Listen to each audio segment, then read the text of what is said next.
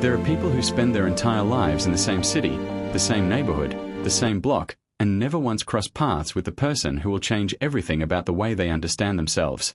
And then there are people who find each other in the most unlikely of circumstances, not at a party, not through a mutual friend, not through any of the curated channels that modern life has designed for human connection, but in the back of a car, at 5:47 in the morning, in the particular silence that exists between a driver and the person he has been hired to transport. A silence that is professional by design and invisible by agreement.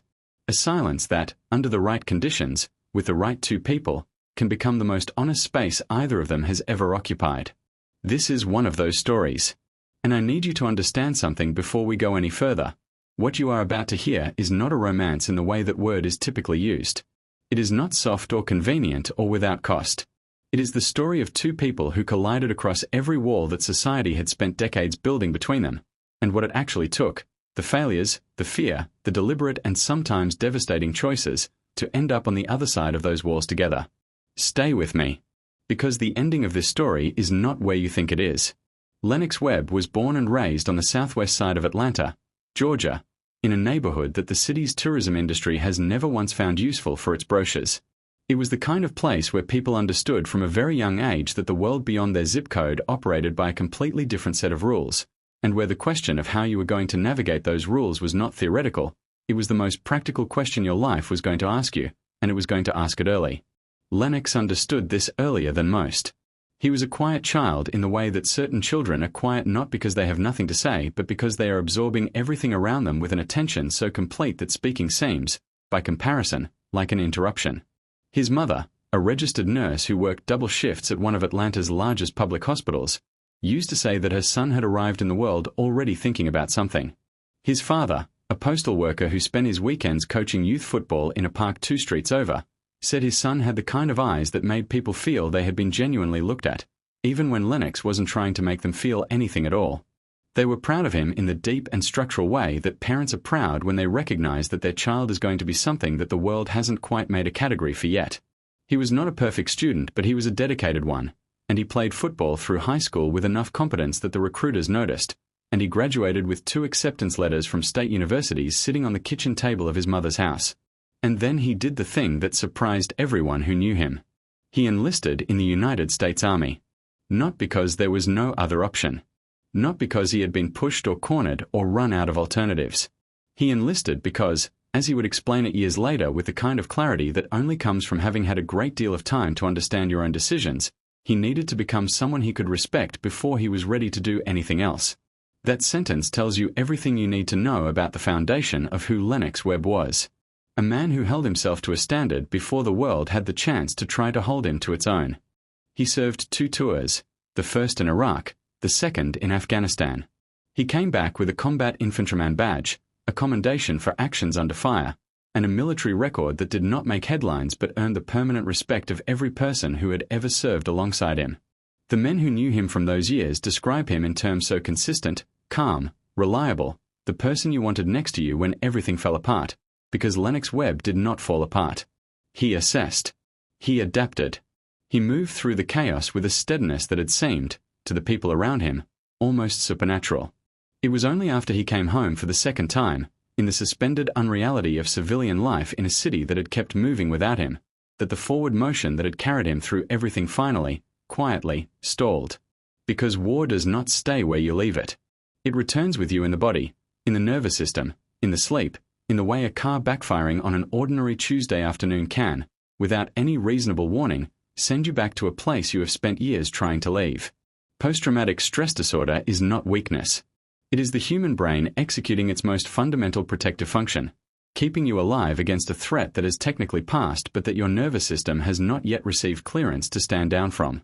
Lennox understood this with his intellect. Living inside, it was a different matter. His marriage began to fracture under the weight of his second return. Not because the love had gone, both of them would say for years afterward, in the careful and honest way of people who have managed an ending with more grace than most, that love had never been the problem.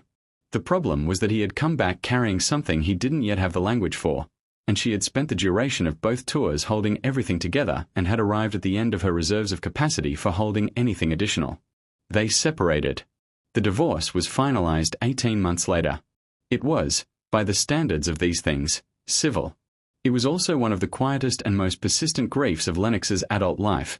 Not the loss of the marriage as an institution, but the specific, physical grief of leaving his daughter's house on a Sunday evening and driving back to an apartment that contained no small voice asking for one more glass of water.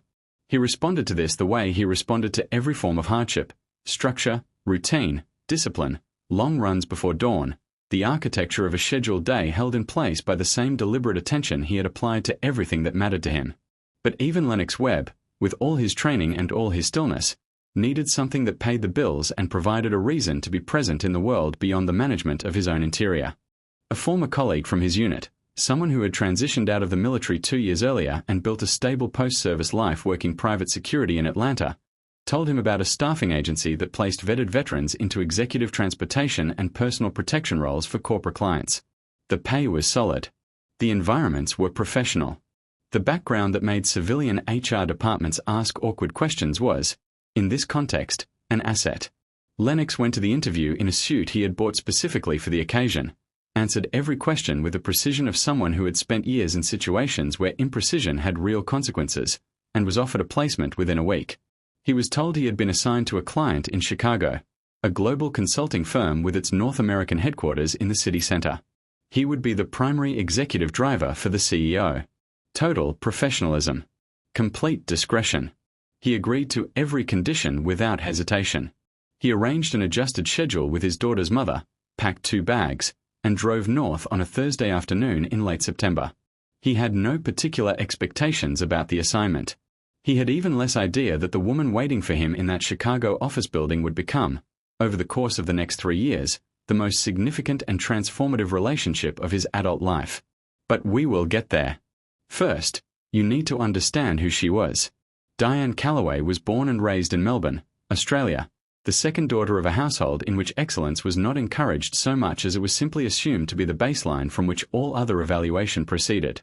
Her father was a civil engineer who had built his career and his considerable professional reputation on precision, structural logic, and a relationship with correct answers that left very little patience for incorrect ones. Her mother had been a secondary school teacher before leaving the profession to raise Diane and her older sister, and had never quite shed the habit of assessing everything in her environment against a standard of what it could theoretically be. It was not an unkind home.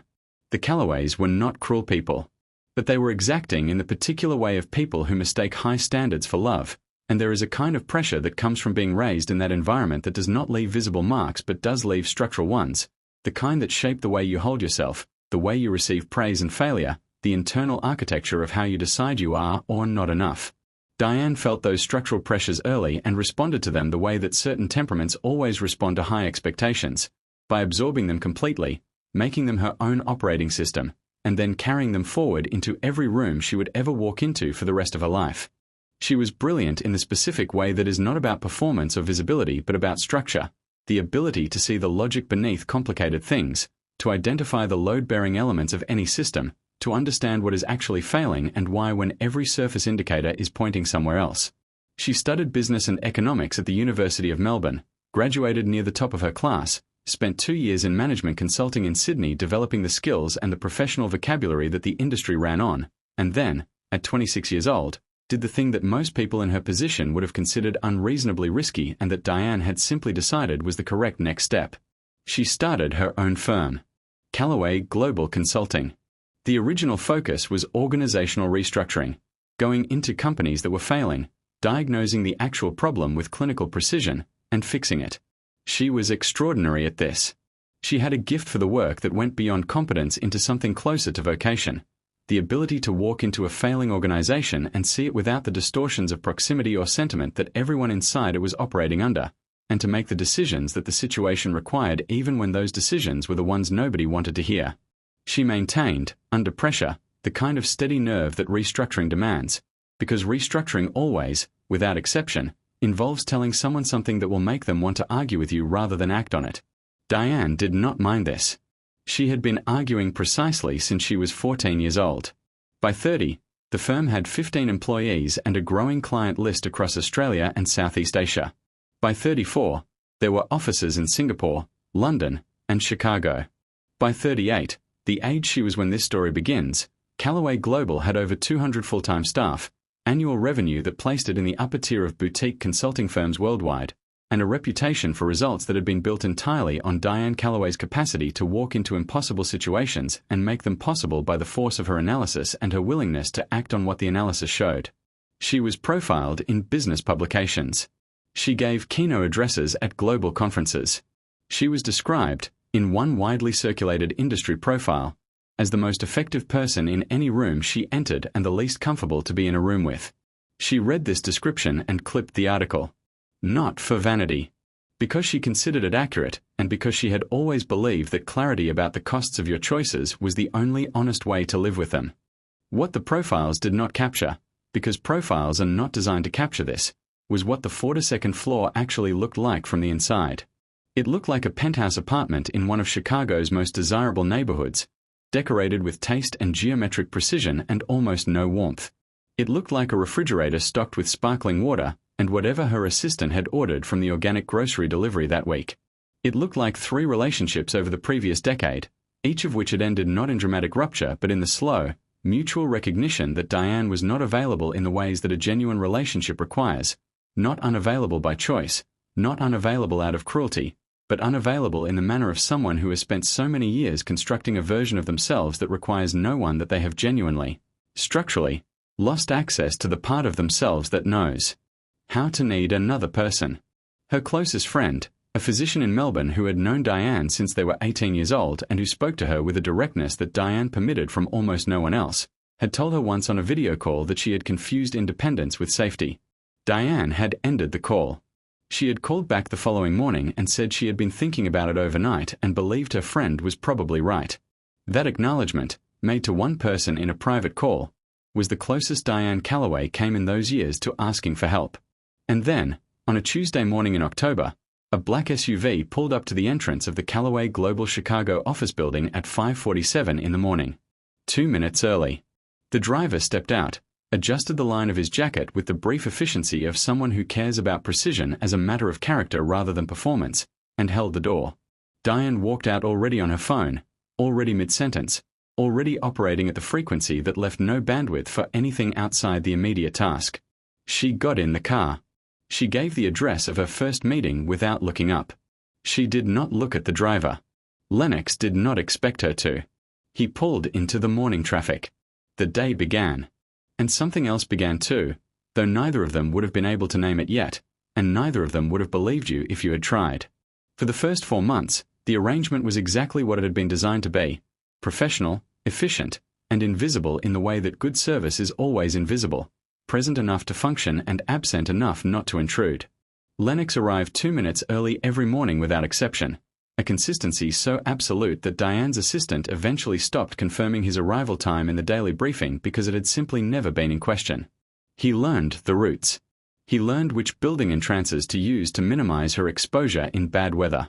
He learned, without being told, that she preferred the cabin temperature at 68 degrees, that she needed approximately 15 minutes of silence after a long flight before she could engage with anything logistical, that when her phone rang during a drive and she didn't answer within 2 rings it meant she wanted privacy and not assistance. He absorbed all of this without comment, without the visible performance of attentiveness that some drivers deploy with high-profile clients, without any signal that he was doing anything more than his job. He simply paid attention. Quietly, completely, and without agenda. The way he had always paid attention to the things that mattered. Diane, during those 4 months, experienced Lennox the way that people at her level of operational demand typically experience the logistics around them, as a reliable component of the infrastructure that kept her days moving. This is not a judgment. It is the reality of what happens when someone's mental bandwidth is genuinely and fully consumed by the 40 simultaneous concerns of running a global firm. The person driving the car registers in the peripheral, present, functional, necessary, but not within the frame of active attention. She would have described him, if asked during those months, as excellent at the job. She could not have told you the color of his eyes. This matters enormously to the story. Because by the time this story ends, Diane Calloway will be able to tell you with complete precision every conversation they ever had in that car, the words, the silences between the words, the way the city looked through the window while certain things were being said. Memory is a selective instrument. It archives what the heart decides is important. And the heart makes those decisions without consulting anyone. The first crack in the wall came on a Wednesday evening in February. Diane had spent the afternoon in a quarterly strategy session with her senior leadership team, and the final 40 minutes of that meeting had taken a turn that she had not anticipated. The source of the disruption was a man named Carter Hayes, the firm's head of strategy for North America, a polished and ambitious 44-year-old who had joined Calloway Global 6 years earlier as a senior associate, and who had received, over the following 3 years, more internal investment from Diane than almost anyone else in the organization. Access, exposure, high-profile accounts, the kind of sponsorship that builds careers in ways no job posting ever could. Carter had, in the months preceding this particular meeting, been quietly constructing a proposal, not to Diane, but around her, to the board and to certain investors, arguing that Callaway Global's North American operations had grown beyond what a single global CEO could effectively oversee, and that a separate North American CEO position should be created. The proposal, in plain language, was an argument for reducing Diane's authority over the operations she had built. He had not brought this to her first. He had gone around her. Diane sat in that boardroom and listened to Carter lay out his case with the smooth confidence of someone who believes he has already secured the outcome, and she understood with total clarity what was happening and why, and she responded with the controlled precision that had always been her primary instrument in high-pressure situations, and she won the room back, and the proposal did not advance. And then she walked out of the building, got into the car, and slammed the door with a force that she had not used on anything in a very long time. Lennox did not react. He did not turn around. He did not ask what happened. He adjusted the mirrors, checked the route, and moved into the evening traffic without comment. The city passed the windows in the specific blur of a Chicago February night, dark already at 5:30, wet pavement catching orange streetlight, the kind of heavy sky that makes the city feel like it is holding something in and waiting. 6 minutes into the drive, Diane said something that she would later describe as one of the more honest things she had said out loud in years. Not quite to Lennox, not quite to herself, but somewhere in the space between the two. She said, "Do you ever feel like the harder you work, the more invisible you become?" It was not quite a question. Lennox drove through an intersection. He was quiet for a moment in the way that people are quiet when they are deciding whether to tell the truth. And then he said, without drama or performance, "Yes. Every single day." Diane turned her head. She looked at the rearview mirror. Lennox was already looking at it. Their eyes met in that small rectangle of glass for approximately 2 seconds. The light ahead of them changed from red to green. He drove forward. She turned back to the window. Neither of them said anything else for the rest of the drive. But something had moved in the atmosphere of that car. Something had shifted in the air between the backseat and the front, and both of them felt it, and neither of them had a name for it yet, and it did not matter that they didn't because it was there regardless, solid and quiet and completely unplanned, and it was not going anywhere. What came next happened the only way that real things happen between two people who have both spent considerable years building walls, slowly, in margins, in the unscheduled in-between spaces that no one plans for. It began with fragments. Diane making a brief observation about something outside the window. Lennox responding. 2 sentences, maybe 3, and then the comfortable return of silence. A few days later, another exchange. Small and apparently inconsequential. The city, the weather, the specific and personal animosity that Chicago winters seem to carry, as though the cold had chosen the city deliberately. But the exchanges began to happen more frequently, and they began to go deeper, and by March they had become something that neither of them had a professional category for, and both of them had stopped trying to categorize. They talked about music, about food, and here Diane surprised Lennox entirely, because beneath the image of someone who ate with strategic efficiency was a woman with a deep and specific love for really good barbecue, a preference she described as her one genuine rebellion against a Melbourne childhood that had involved a great deal of grilled fish and not nearly enough smoke. Lennox had opinions on this. He had extensive and detailed opinions. He explained to her that Atlanta barbecue was not a cuisine in any conventional sense. It was a theology. Diane laughed. And the thing about Diane Calloway's laugh, which was complete and unguarded and arrived without the professional filter she applied to almost every other form of expression, was that it changed the atmosphere of whatever space it entered. Lennox noticed this. He stored it with everything else he was noticing, in the careful, thorough inventory he kept of the things that mattered. The deeper conversations came later, and they came primarily from Diane, which surprised her when she reflected on it afterward. She was not, by her own honest account, someone who opened up easily. She had good therapists over the years, and even with them it had taken months to move past the clinical narration she defaulted to when discussing her own experience, the habit of describing her life from a slight remove, as though she were consulting on it rather than living inside it. But the car made the remove harder to maintain. She had thought about why, in the years since, and the closest she has come to an explanation is that the forward motion of driving does something to the weight of words, that when you are moving through space, what you say seems to stay behind you with the road, lighter and less permanent than it would feel sitting still across a table from someone in a room that holds everything in. Whatever the reason, Diane began talking in that car in ways she had not talked in a very long time.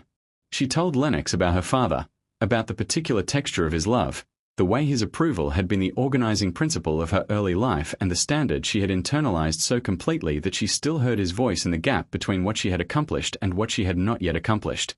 She told him about her sister, who had moved to wine country, married someone warm and unhurried, and was living a life of apparently uncomplicated contentment that Diane found simultaneously enviable and genuinely baffling.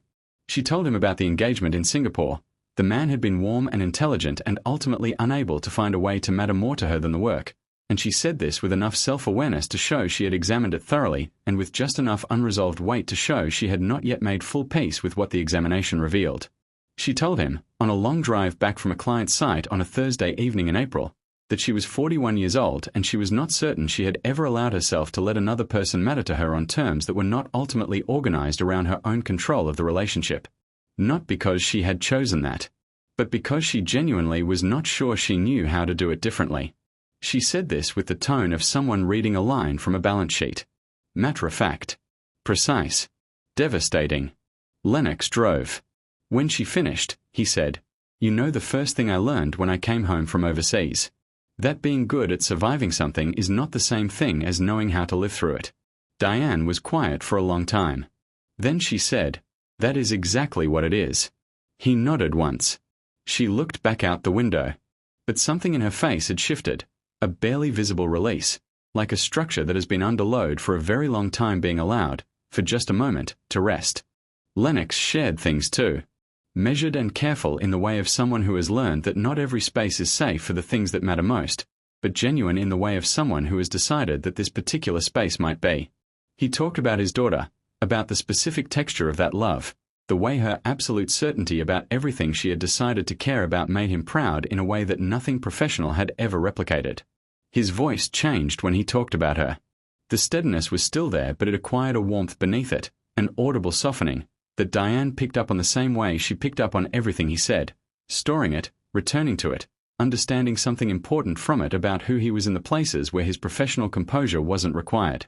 He talked about his military years in the way that people talk about formative experience that contains things they are still processing, honestly, but with a certain amount of care about what he brought into the light and what he left in its context. He talked about the divorce, without blame and without bitterness, in the way of someone who has spent enough time with the truth of something to be able to say it plainly. He said that the particular loneliness of rebuilding a life at 36 in a city you came to for a job, with no community except the one you drove to work every morning, was something he had not anticipated and was still figuring out how to address. He said none of this to solicit sympathy or to leverage disclosure. He said it because she had been honest with him and it seemed like the correct thing to return in kind. Diane listened to everything. She remembered every word. Here is the thing about shared honesty between two people who have both spent years curating what they allow to be visible. It has a quality that is different from ordinary conversation, and that quality is perceptible to the people around them even when the conversations themselves are entirely private. It shows in the way someone holds themselves differently after a morning drive, in the way a person unconsciously references, without attribution, a perspective they encountered in a context they haven't named, in the small accumulated evidence of a changed quality of presence that attentive people notice even when they cannot articulate exactly what they are noticing. And in Diane's world, there were a great many attentive people. Her assistant noticed it first, in the quiet, thorough way of someone whose job requires reading the room at all times and who had 4 years of baseline data to compare against. The head of her personal security detail noticed it, with the calibrated sensitivity of a former federal agent who had been trained to register any behavioral change in the people he was responsible for protecting. The other drivers at the staffing agency noticed it in the way that people who are professionally invisible are often extraordinarily observant, because when you are not expected to be seen, you have the freedom to see everything. None of these observations was, on its own, anything more than a data point. But data points accumulate. And the word that began to circulate in the careful, indirect language of professional environments that are uncomfortable with what they are actually saying was the word inappropriate.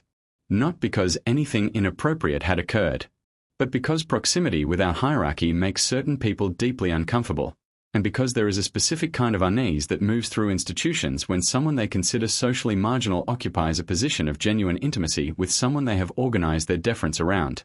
That unease, translated into the respectable language of professional concern, became the seed of what was about to happen. And the person who understood best how to cultivate that seed was a man named Gordon Ashby. Gordon Ashby was 62 years old at the time of this story. He was a Chicago-born corporate attorney who had spent the back half of his career transitioning into private investment and board advisory work for a select portfolio of professional services firms. He had met Diane 7 years earlier at a civic dinner and had recognized her ability with the instinct of someone who had spent 4 decades studying organizational talent. He had offered to make a significant early investment in Callaway Global's North American expansion in exchange for a non-voting advisory board seat and a modest equity position. The terms were reasonable. The capital had been useful at the time. Diane had accepted. Over the following 7 years, Ashby had been a consistent and outwardly supportive presence in the firm's governance structure, available at board dinners, useful for introductions to his network, reliably present in the advisory meetings where his input was sought. On the surface, Gordon Ashby was a benefactor, a senior figure who believed in the vision and had put money behind that belief. On the surface. Beneath it, Ashby was a man who had spent 7 years cultivating proximity to Diane Calloway without ever meaningfully reducing the distance she maintained between herself and everyone in her professional orbit. He had made introductions she had received politely and never pursued. He had proposed partnerships between Callaway Global and other firms in his portfolio that she had evaluated objectively and declined. He had positioned himself as indispensable in ways both subtle and not, as a mentor, a power broker, a man whose support was structurally necessary to the firm's continued growth. Diane respected his network. She appreciated his financial contribution. She made every significant decision without consulting him. This had been accumulating as a source of frustration in Ashby for 7 years, managed beneath the surface of his considerable professional composure because there had never been a clear target for it. And then here was Lennox Webb, a driver, earning a contracted hourly rate, occupying a position of evident and growing intimacy with Diane Calloway that Ashby, with all his capital and all his connections and all his 7 years of careful positioning, had never come close to achieving. The specific logic of this, measured against the system of value that Ashby had always operated within, was something he could not neutralize intellectually. So he did what people in his position do when informal power is threatened by something they cannot absorb or redirect. He began to build a case, quietly and methodically, with the focused patience of a man who had spent 40 years constructing arguments designed to produce outcomes while appearing to serve a neutral interest. He contracted a private investigation firm he had used previously for business due diligence work. He requested a comprehensive background review of Lennox Webb. Full scope, military records, financial history, the divorce proceedings, all relevant public documentation and whatever could be responsibly sourced beyond it. The report came back within 10 days. By any objective reading, it described a man of considerable character, decorated military service, no criminal record, a strong professional reputation within the executive transportation industry, and a personal history that reflected someone who had encountered serious hardship and responded with resilience and dignity. This was not what Ashby was looking for, but the VA medical documentation, the formal PTSD diagnosis, the medication history, the record of ongoing therapeutic treatment, that, Ashby decided, was the liability he needed. A CEO of Diane's profile, he would argue, could not afford to have this kind of psychological uncertainty in her immediate environment. He had the documentation printed. He had it placed in a manila folder. And then he waited for the right moment. The moment arrived on a Monday morning in early June. Ashby had requested a standard 30-minute advisory check-in with Diane. He sat across from her at the conference table in her office, the folder closed in front of him, and spent the first 20 minutes of the meeting discussing board composition and an investor communication strategy, pleasant and composed and entirely in control of his own narrative. Then he opened the folder. He placed Lennox's VA medical documentation on the table between them. He said, "Your driver is a liability to this firm. I think, on some level, You already know that. He did not raise his voice. He did not make an accusation. He simply placed a medical record pertaining to a veteran's mental health treatment in a business context, and implied that it constituted professional risk to the organization. The thing he did not say, but communicated with full precision beneath the surface of what he did say, was that a CEO of Diane's standing had no defensible reason to be having the kinds of conversations that everyone was noticing she was having with someone whose psychological history he had just laid on the table between them. Diane did not respond in that meeting the way she would later, in hindsight, understand she should have responded. She looked at the folder. She looked at Ashby. She said she would need to review all relevant information before responding to any personnel concerns and thank him for bringing it to her attention. He left satisfied. And in the 72 hours that followed, 3 days that she would describe, years later, with the unflinching honesty that had become the most consistent thing about her, something happened inside Diane Calloway that had nothing to do with Lennox Webb and everything to do with who she had spent 15 years training herself to be. She became afraid. Not of Lennox.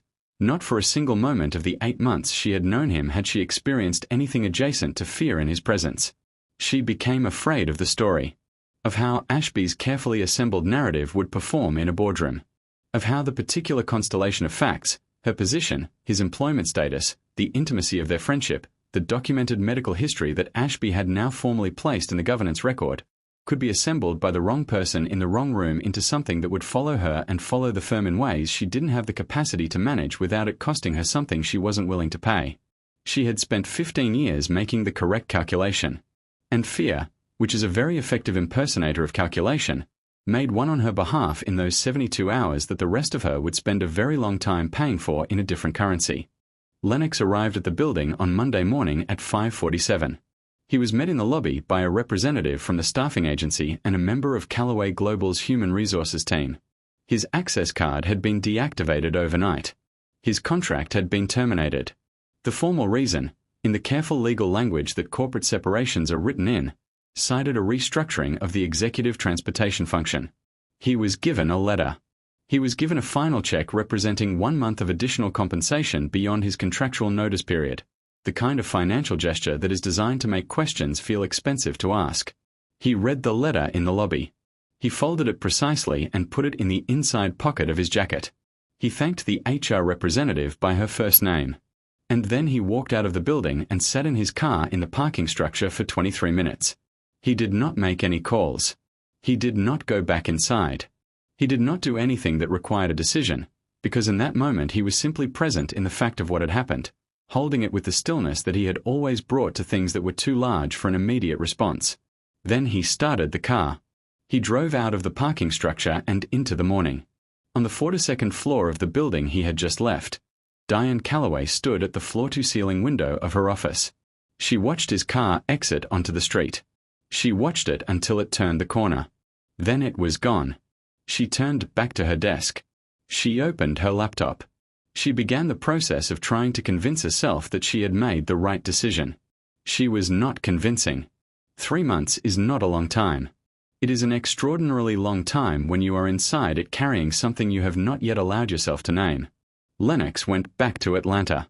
He picked up contract work, private events, corporate clients, the occasional security detail that came through a contact in the industry. He spent more time with his daughter, whose current obsession had migrated from prehistoric animals to African wildlife ecology, and who explained the predator-prey dynamics of the Serengeti over Saturday morning breakfast with the gravity and precision of a tenured academic. He ran. He kept his therapy appointments. He called his mother. He rebuilt the daily structure of his life around the things he knew how to do well, and he executed them with the same quiet competence he applied to everything. He was fine, in all the ways that fine means when nothing is visibly broken but something essential is quietly and persistently absent. He did not reach out to Diane. He had no personal contact information for her. The relationship had always existed within the professional container of his employment, and even if he had possessed a way to reach her, he would not have used it. Lennox Webb did not pursue people who had made the choice to let him go. That was not who he was. He understood loss. He processed it with the discipline he applied to every difficult thing. He moved forward. He always moved forward. It had just never, before this, felt quite so much like moving away from something rather than toward it. Diane relaunched a division. She promoted 3 members of her leadership team. She flew to London for a keynote address on adaptive leadership and received a standing ovation from an audience of 400 people who admired her enormously and not one of whom had any idea what she was carrying. She appeared on an industry podcast where the host, with genuine admiration, described her as one of the most self-possessed individuals he had ever had the privilege of interviewing. She thanked him and meant it as a compliment and was also, in the part of herself that she could not manage into silence, undone by it. She called her friend in Melbourne on a Sunday afternoon and spent the first 45 minutes talking about everything except the thing she was actually calling about, and then spent the next hour and 20 minutes saying everything about Lennox, the conversations, the diner she had thought about flying to Atlanta to find him at, the specific quality of being known by someone who had no agenda attached to the knowing, the thing she had done and the fear that had driven it and the way the fear looked to her now from the other side of it. When she finished, her friend was quiet for a moment.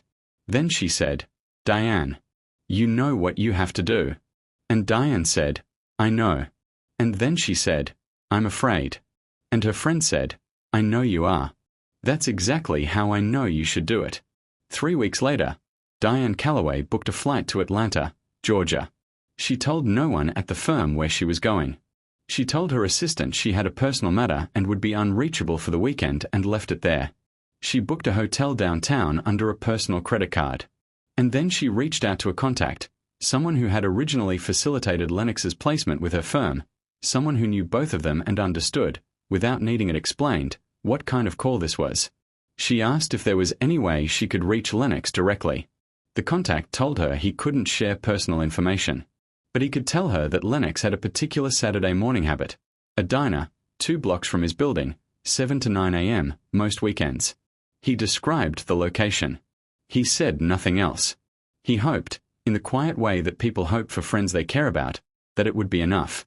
Diane arrived at the diner at 7:15 on a Saturday morning in September in jeans, flat shoes, and a sweater, with no laptop and no prepared remarks and no professional frame to organize herself inside. She ordered coffee. She sat by the window. She almost left twice. She knows this about herself and she has said so without embarrassment, because by that point in her life she had gotten reasonably good at telling the truth about herself even when the truth was not flattering. The second time she almost left, her coffee arrived, and she made the calculation that leaving after the coffee arrived was more conspicuous than staying, and so she stayed.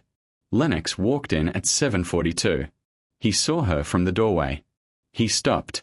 And the expression on his face, by Diane's account, and she has described it multiple times over the years with absolute consistency, was not what she had braced herself for. It was not coldness.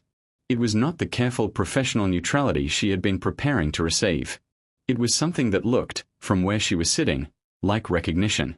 Like someone arriving at a place they have been trying to find and not quite believing they have found it. He walked to her table. He sat down. He ordered coffee. And then he waited, because he understood with the instinctive precision he applied to most things that she had come here carrying something that needed to be said and that the most respectful thing he could do was give her room to say it. What Diane said in that diner took approximately 40 minutes to say fully, and it covered more honest ground than most people manage in 5 years of conversation with people they have known their entire lives. She told him about Ashby and the folder, what had been in it, the sequence of the 72 hours, the specific anatomy of the fear that had driven the decision she had made. She told him that she had known, even while she was inside the process of making those decisions, that she was allowing fear to run a calculation that her own judgment should have been running, and that the fear itself, the fear of how the particular combination of who she was and who he was would be read by the people with the power to read it, was something she was not proud of and had not been able to stop thinking about since the moment he had driven away. She told him that 31 days after his contract was terminated, she had walked into Gordon Ashby's next scheduled advisory session and had told him she had reviewed his concern about her former driver and found it without professional merit, and that she had also found his method of raising it, the unauthorized sourcing and use of a private medical record, to be a serious breach of the advisory relationship, and that she was recommending to the board that his advisory arrangement be formally reviewed. She told Lennox she had not been able to say any of this to him at the time because she had not had the courage to face what she had done while she was still in the immediate presence of having done it. And then she said the thing, the sentence, the plain and undefended sentence, that Lennox has referenced in the years since whenever anyone has asked him how he knew that what happened next was real. She said, "I have never once in my adult life apologized for choosing the wrong thing." I have always been able to tell myself it was the correct calculation. But I am in this diner. So something changed. I think that means you matter to me in a way I don't have a calculation for. Lennox held his coffee cup. He looked at the table and then at the window and then at her. And then he said, I spent a long time learning how to leave things behind. Things that hurt me. Situations. People. I am genuinely good at it. It is one of the things I am best at. He paused for a moment. Then he said, I have not been able to leave this one behind. Diane said nothing. Lennox looked at her directly. He said, I think that means something too. The diner around them was warm and full of the ordinary Saturday morning texture of other people's lives proceeding without interruption. The sound of plates, conversation, a child somewhere near the back asking for more syrup, and in the middle of all of it, these two people sat across from each other in a booth in Atlanta, Georgia, and made the deliberate and fully informed choice to enter the complicated, costly, and entirely uncertain territory of trying to build something real out of everything that had already happened between them. It was not a fairy tale moment. It was better than that. It was a human moment, which is the only kind that actually holds. What came after the diner was not easy, and it was not fast, and anyone who tells you that love, once decided on, proceeds smoothly is describing something they have not lived through. Diane had to dismantle Gordon Ashby's position at the firm formally, which he contested with legal resources and professional connections and the particular aggression of a man who had not expected to lose. The process took 6 months and cost Calloway Global 2 investors who had been personal associates of Ashby's. She managed it with the same precision she brought to every professional challenge, and she won. But winning looked different from the outside than it had always looked before. It came with cost attached, visible cost, and Diane sat with that cost honestly rather than finding a way to recalculate it into a different number. Carter Hayes, whose board proposal had already failed and whose relationship with Diane had not recovered its functional footing, resigned in October and joined a competitor.